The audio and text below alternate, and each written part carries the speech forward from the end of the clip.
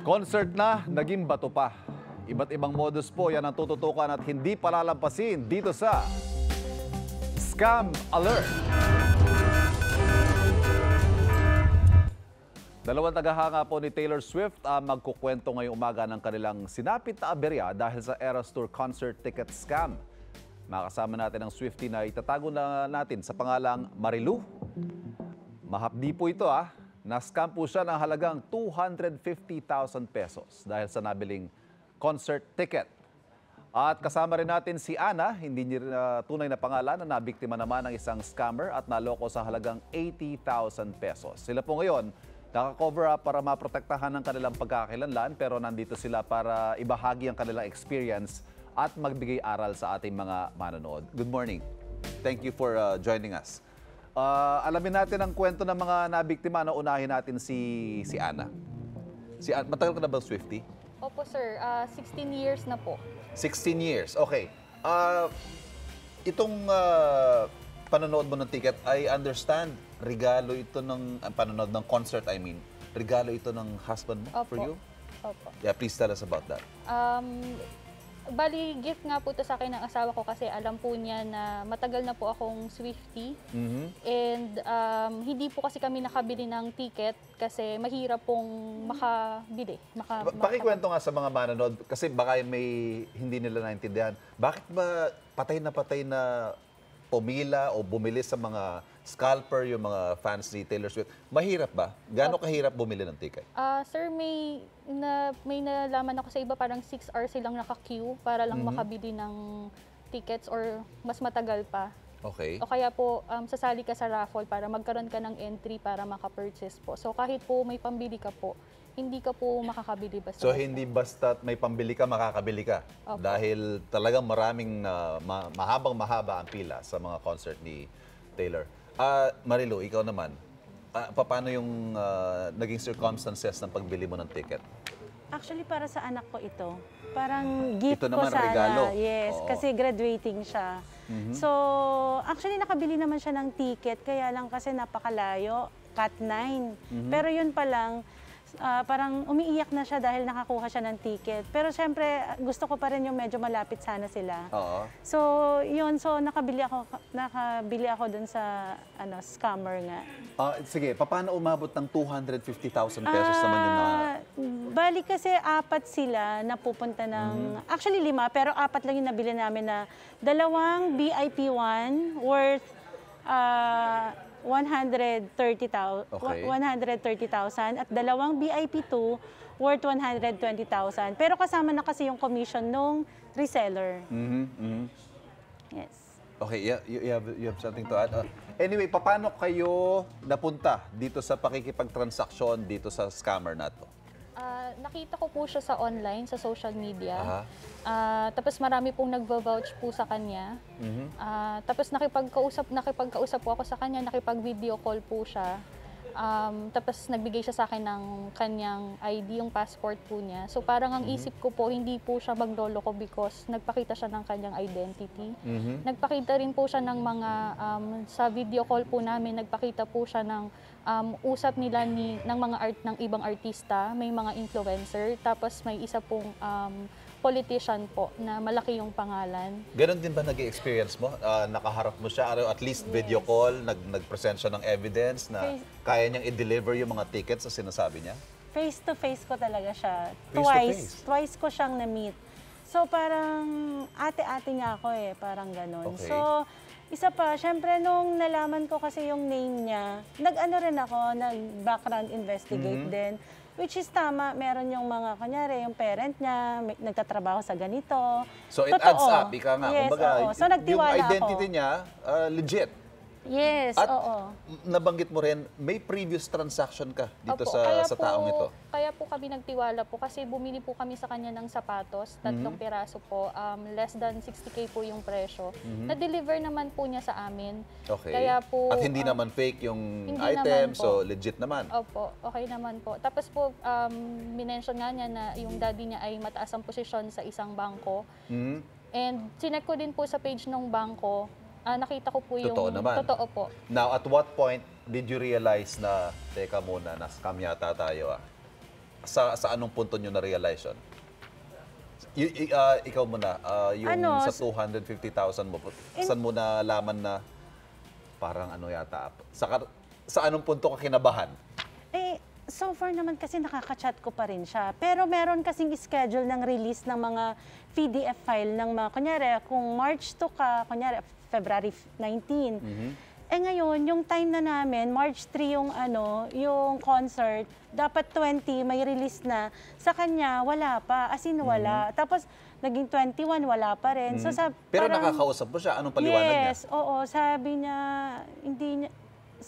niya, something wrong with the Ticketmaster. Parang, kesyo daw may sa kanya, nag-report na marami siyang ticket, na nagre-resell siya, Sa'yo which naman, is... ano yung nangyari?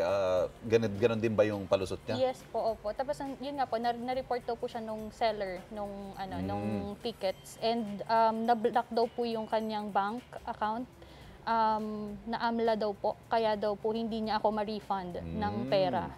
Okay. Kasama rin po natin ngayong umaga si Josel de Guzman ng Scam Watch Pilipinas.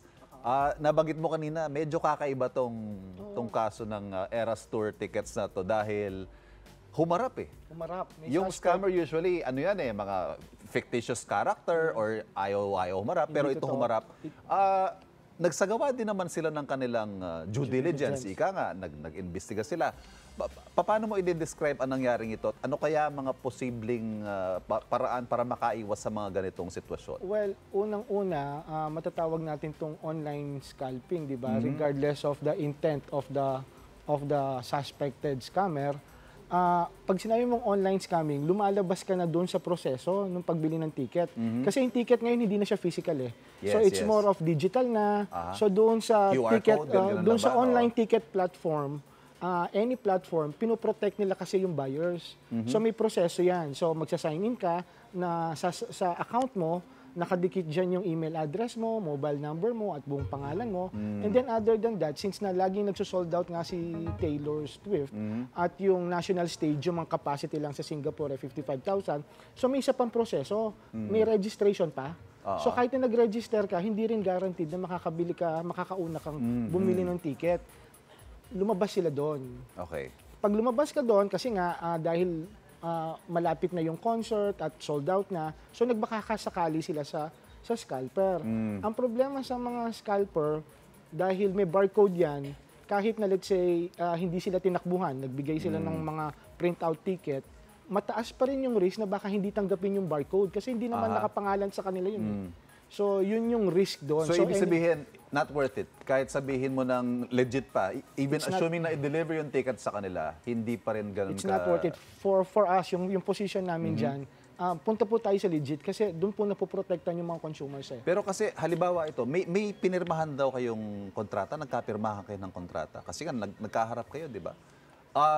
May silbi pa ba 'yon?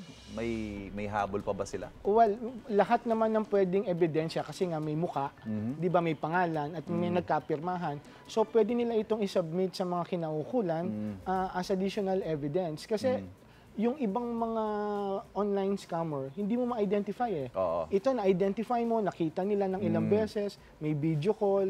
So Yes. tama lang na sa NBI or police pumunta, and then may suspect ka na. So para na siyang from online scam, naging crime na talaga So, siya. Ana Marilu, ano ng legal action ng ginawa ninyo? Kaugnay nito. Magpa-file po kami, sir, ng sa NBI. Hindi ko lang po sure kung pwede kong i-disclose yung ibang information, but definitely we will be doing legal action against him. Pero hindi natin alam kung nasa Pilipinas pa siya o kung yung whereabouts siya ngayon? Pinapa-check po namin, sir, kung nasaan. So, totally hindi na siya nagko-communicate sa inyo? Wala na. Malaki problema niya, 15 million pesos worth ang na-scam niya. Josel, baka may word of warning sa mga tulad nila, mga Swifties, or kung sino mga future incidents na ganito, ano kaya ang pwede mong maibahagi sa kanila? Yung lagi po namin sinasabi sa Scam Watch Pilipinas, pagdating naman sa consumer, sa pagbili, any na pagbili, napakarami po kasing scam. So lahat po ng mga scammers na to nasa social media, gagawa yan ng mga groups akala mo legitimate yung groups, pagpunta mo doon, marami pala sila, di ba? So pinapaniwala ka. Yung maipapayo po namin, whether it's online selling, online ticketing, wag po tayong lumabas doon sa platform, doon sa official, legitimate ticketing platform pag concert, online shopping platform pag nagsha-shopping kayo. Kasi hindi po natin kayang i-identify kung makikita lang to sa social media. Lalo na sila, ginawa nila lahat ng due diligence, di ba? Chinek nila yung ID, and yet na-biktima pa rin sila. So, yung mapipayo namin, wag po tayong lumabas sa platform. Kahit na gustong-gusto natin, marami pa pong opportunity. Yung risk po, napakarami. Hindi lang po yan isa. Marami. Ana, Marilu, baka may parting words kayo sa ating mga manonood.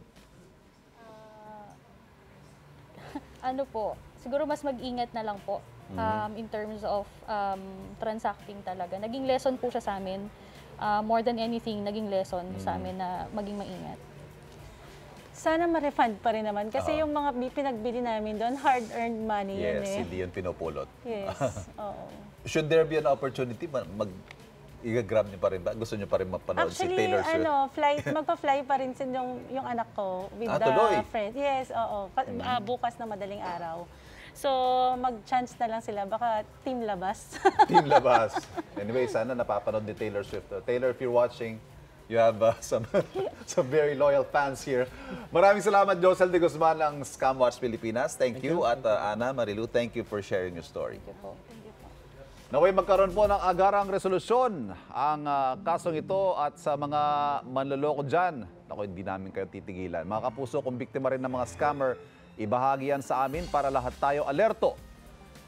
Laban sa Scam Alert!